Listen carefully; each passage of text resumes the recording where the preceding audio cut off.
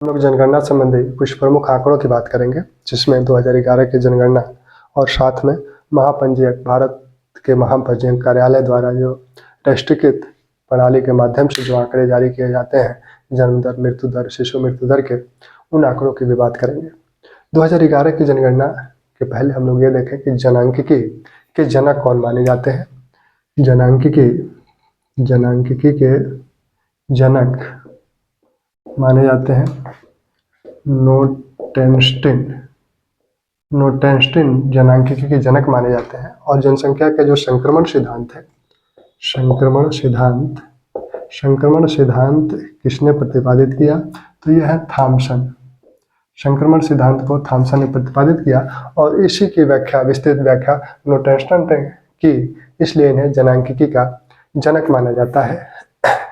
2011 की जनगणना के पहले जो भारतीय जनसंख्या की वृद्धि दर देखने को मिली, वो 1891 से 1921 के बीच यह स्थिर अवस्था में देखने को मिली, क्योंकि यहाँ जन्म दर ऊंची थी और साथ में मृत्यु दर भी ऊंची थी, इसलिए जनसंख्या वृद्धि की दर बहुत नहीं थी, स्थिर अवस्था थी, बहुत ही कम वृद्धि दर देखने को मिली।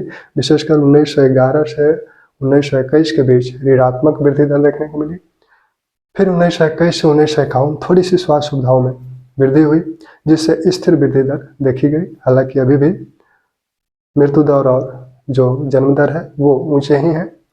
फिर 1951 से लेकर 1981 का जो काल है, वो भारतीय जनसंख्या के इतिहास में तीव्र वृद्धि दर को प्रदर्शित करता है। इस समय जन्म दर ऊंची रही और मृत्यु दर कम हुई, क्योंकि स्वास्थ्य सुविधाएं का विस्तार हुआ, जिससे मृत्यु दर पर कंट्रोल किया गया। और लेकिन जन्म दर ऊंची ही रही, ऊंची क्या, उससे भी ऊंची हो गई, जिससे कि जनसंख्या में तीव्र वृद्धि दर देखने को मिली। 2001 से 2011 का जो काल है, यह घटती हुई तीव्र वृद्धि दर है। वृद्धि दर तो तीव्र है ही, ऊंची वृद्धि दर है, लेकिन वो घट रही है। तो इस तरह से भारत जनसंख्या संक्रमण सिद्धांत की अवस्था में तीसरी अवस्था में है। तीसरी अवस्था वो होती है जिसमें जनसंख्या वृद्धि दर तो उच्च होती है, लेकिन वो घट रही होती है और मृत्यु दर पर कंट्रोल कर लिया गया होता है। तो वो तीसरी अवस्था जो है, वो विशेषकर जो विकासशील देश है, वो तीसरी अवस्था में ही इस समय है। तो भारत भी तीसरी अवस्था में है। 2011 की जनगणना की अगर हम लोग बात करें, तो इसमें अगर लिंगानुपात की बात की जाए, तो लिंगानुपात राष्ट्रीय स्तर पर 943 रहा और सर्वाधिक लिंगानुपात किन राज्यों में रहा?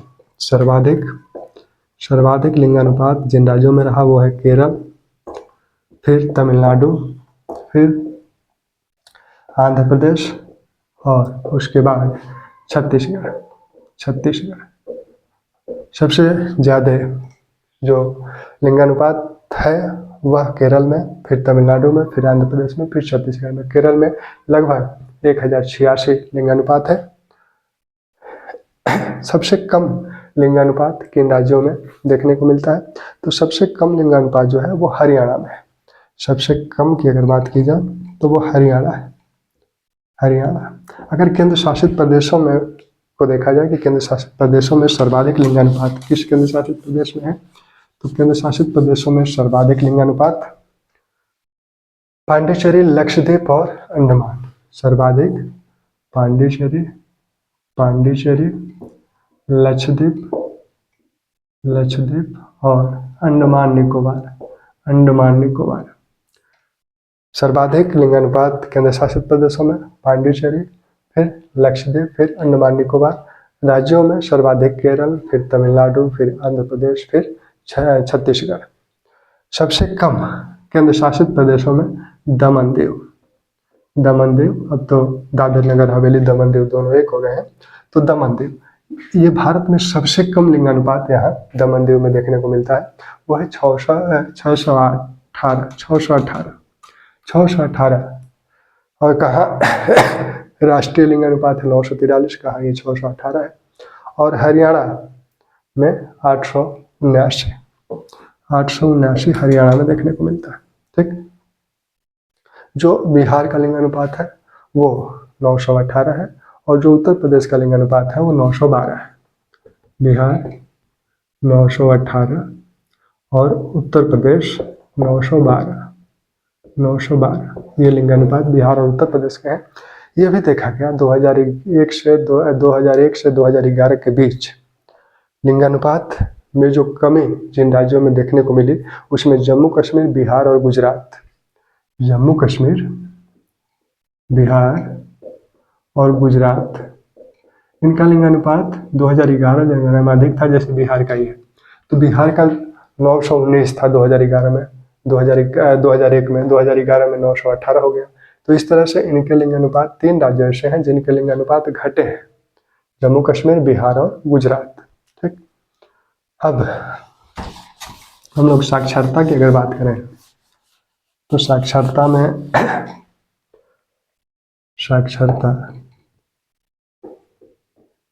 साक्षरता को अगर देखा जाए तो राष्ट्रीय स्तर पर जो साक्षरता है वो 73% है। अब राज्यों में सर्वाधिक साक्षरता प्रतिशत किस राज्य में है तो केरल, मिजोरम, गोवा, त्रिपुरा। सर्वाधिक केरल,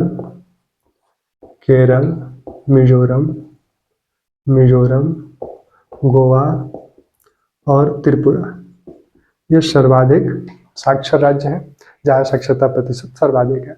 सबसे कम कौन से राज्य हैं तो सबसे पहले बिहार। सबसे कम साक्षरता दर वाले राज्यों में बिहार 61.8% साक्षरता है। फिर अरुणाचल प्रदेश, राजस्थान और झारखंड। अरुणाचल प्रदेश, राजस्थान और झारखंड। सबसे कम साक्षरता प्रतिशत बिहार में है, फिर अरुणाचल प्रदेश, फिर राजस्थान, फिर झारखंड। सर्वाधिक केरल, मिजोरम, गोवा, त्रिपुरा। अब महिलाओं की साक्षरता दर सर्वाधिक कहाँ है तो वो क्रम यही है, केरल, मिजोरम, गोवा, त्रिपुरा। केरल, मिजोरम, गोवा, त्रिपुरा। महिलाओं के संदर्भ में भी यही क्रम है। महिलाओं के संदर्भ में सबसे कम साक्षरता में थोड़ा सा क्रम चेंज होता जाता है, थोड़ा सा क्रम चेंज हो जाएगा। बिहार तो यही रहेगा, यहाँ पर दूसरे स्थान पर राजस्थान आ जाएगा। यानी सबसे कम महिला साक्षरता में बिहार है, उसके बाद राजस्थान है, उसके बाद राजस्थान है, फिर झारखंड है। ठीक, तो महिलाओं के संदर्भ में ये क्रम थोड़ा सा परिवर्तित हो जाएगा। पहला क्रम तो हो जाएगा बिहार, उसके बाद आंध्र प्रदेश की जगह अरुणाचल प्रदेश की जगह राजस्थान आ जाएगा, फिर झारखंड आ जाएगा। ठीक, अब जो 73% जो साक्षरता है इसमें महिला और पुरुष साक्षरता कितनी है तो 73 में महिला और पुरुष साक्षरता 84.1% है। 84.1% पुरुष साक्षरता, और महिला साक्षरता कम होगी उसी अनुपात में 67.8 राष्ट्रीय स्तर पर महिला साक्षरता। वैसे ही अगर हम लोग उत्तर प्रदेश की बात करें तो उत्तर प्रदेश की जो साक्षरता है वो है 67.68, और इसमें पुरुष कितने हैं और महिला साक्षरता दर कितनी है, पुरुषों में कितनी है तो पुरुषों में 77.3 और महिलाओं में 57.2%। ठीक, इसी प्रकार बिहार की साक्षरता अगर देखी जाए तो बिहार की जो साक्षरता है वो है 63.8। इसमें पुरुष और महिला, बिहार में अगर पुरुष और महिला का विभाजन किया जाए तो 71.2% पुरुष साक्षरता है, और महिला साक्षरता जो है वो 51.1%। तो उत्तर प्रदेश की साक्षरता 67.67%, पुरुष साक्षरता 77.3%, महिला साक्षरता 57.2%। बिहार की साक्षरता 63.8%, पुरुष साक्षरता 71.2% और महिला साक्षरता 51.5%। और राष्ट्रीय स्तर पर 73% कुल साक्षरता है, इसमें 84.1% पुरुष साक्षरता, 67.8% महिला साक्षरता। अब हम लोग जनघनत्व की अगर बात करें तो जनघनत्व की बात की जाए तो 382 राष्ट्रीय जनघनत्व है। राष्ट्रीय स्तर पर जनघनत्व 382 है। राज्यों के संदर्भ में अगर देखा जाए सर्वाधिक, तो सर्वाधिक बिहार पश्चिम बंगाल, सर्वाधिक बिहार पश्चिम बंगाल केरल, बिहार पश्चिम बंगाल केरल और उत्तर प्रदेश। इसके बाद उत्तर प्रदेश आता है। बिहार में जनघनत्व है 1106 और उत्तर प्रदेश में जो जनघनत्व है वो 829। ठीक। सबसे कम जनघनत्व वाले जो राज्य हैं, सबसे कम जनघनत्व वाले राज्य हैं अरुणाचल प्रदेश, मिजोरम, सिक्किम। अरुणाचल प्रदेश, मिजोरम, सिक्किम। अरुणाचल प्रदेश, मिजोरम, सिक्किम सबसे कम। और एक 4 अगर आंकड़ा पूछा जाता है, एक नागालैंड, अक्सर 4 ही पूछा जाता है, नागालैंड। तो सबसे कम अरुणाचल प्रदेश, फिर मिजोरम, फिर सिक्किम, फिर नागालैंड। अगर केंद्र शासित प्रदेशों में अगर सर्वाधिक जनघनत्व की बात हो तो लाजमी सी बात है कि दिल्ली पहले स्थान पर होगा और दूसरे स्थान पर कौन होगा? दूसरे स्थान पर चंडीगढ़ होगा।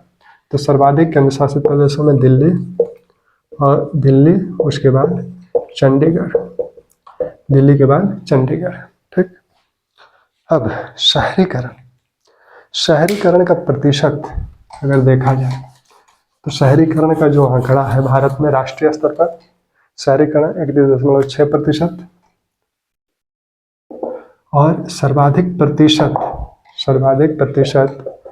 शहरीकरण का सर्वाधिक प्रतिशत जो देखने को मिलता है वो है तमिलनाडु, केरल, महाराष्ट्र। तमिलनाडु, केरल और महाराष्ट्र। सर्वाधिक आबादी के दृष्टिकोण से देखा जाए तो पहले स्थान पर महाराष्ट्र, दूसरे स्थान पर उत्तर प्रदेश।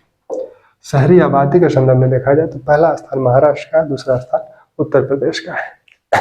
ठीक। अब हम लोग जन्म दर जो थी 1951 में जन्म दर थी 39.9% और 2000 जन्म दर की अगर बात की जाए, जन्म दर 1951 में थी 29.9% और 2011 में ये जन्म दर थी 21.8%। और भारत के महापंजीयक कार्यालय के अनुसार जो जन्म दर है इस समय 2022 का जो आंकड़ा है, 2020 का सर्वे 2022 में प्रकाशित हुआ है, उसमें जन्म दर जो है वो है 21 उसमें जन्म दर है 19.5%। ठीक। 1951 में 39.9% थी, 2011 में 21.8% और महापंजीयक कार्यालय का जो आंकड़ा 2022 में प्रकाशित हुआ है उसमें जन्म दर को बताया गया है 19.5%। ठीक। अब मृत्यु दर का जो आंकड़ा है, मृत्यु दर का जो आंकड़ा है 1951 में मृत्यु दर भी ऊंची थी 27.4%। 1951 में थी। 2011 में मृत्यु दर रही 7.1%। और महापंजीयक कार्यालय का जो आंकड़ा है 2022 का, इसके अनुसार मृत्यु दर है 6%। ठीक। अब महापंजीयक कार्यालय में जो 19.5% जन्म दर बताई गई है, तो सर्वाधिक जन्म दर किन राज्यों की है? जन्म दर जो महापंजीयक कार्यालय द्वारा 19.5% राष्ट्रीय स्तर जो बताया गया है उसमें सर्वाधिक किन राज्यों में है? तो सर्वाधिक जो है बिहार, उत्तर प्रदेश, मध्य प्रदेश और राजस्थान। बिहार, उत्तर प्रदेश, मध्य प्रदेश और राजस्थान। बिहार, उत्तर प्रदेश, मध्य प्रदेश और राजस्थान में सर्वाधिक जन्म दर बिहार में 25.5% और उत्तर प्रदेश में 25.1% यह जन्म दर पाई गई है। 25.5 जन्म दर पाई गई है बिहार में और उत्तर प्रदेश में 25.1। ठीक। सबसे कम जन्म दर कहाँ है? तो सबसे कम गोवा, नागालैंड, त्रिपुरा, केरल। सबसे कम गोवा, नागालैंड, त्रिपुरा, केरल। गोवा, नागालैंड, त्रिपुरा, केरल। सबसे कम जन्म दर इसमें है, जन्म दर सबसे कम 12.1%, 12.1 जन्म दर गोवा में है। ठीक, अब इसी प्रकार हम लोग मृत्यु दर को देखें कि मृत्यु दर जो 6% बताई गई है, सर्वाधिक किस राज्य की है? मृत्यु दर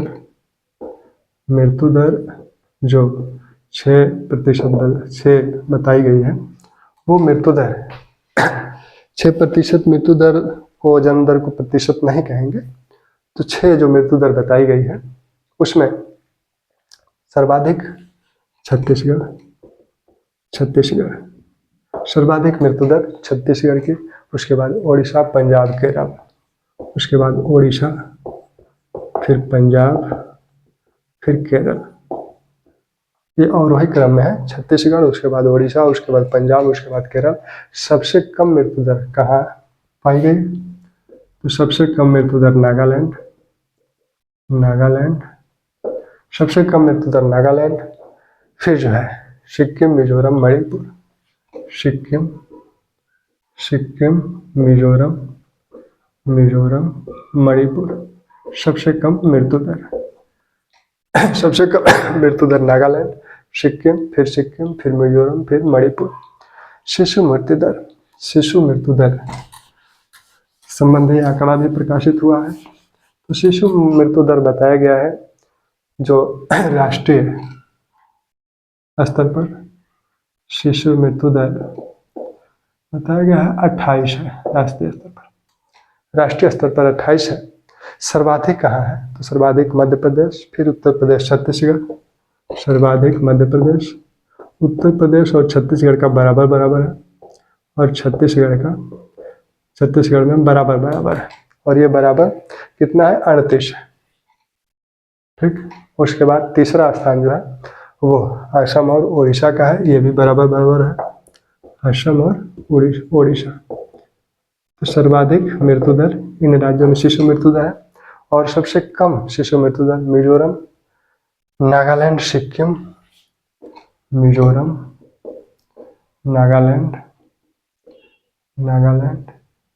सिक्किम, गोवा के बराबर है, सिक्किम और गोवा का बराबर है। ठीक, उसके बाद फिर मणिपुर, ठीक।